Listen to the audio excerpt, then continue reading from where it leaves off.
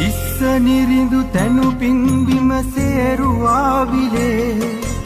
එකම වරක් වත් නොදුටුව නෙත කවර ඵලේ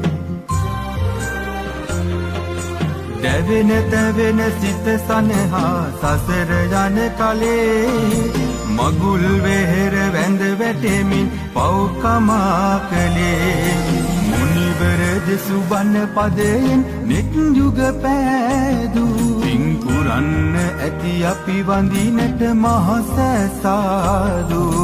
මුනිවර දෙසු බණ පදයෙන් මෙත් යුග පෑදූ පින් පුරන්න ඇති අපි වඳිනට මහස සාදු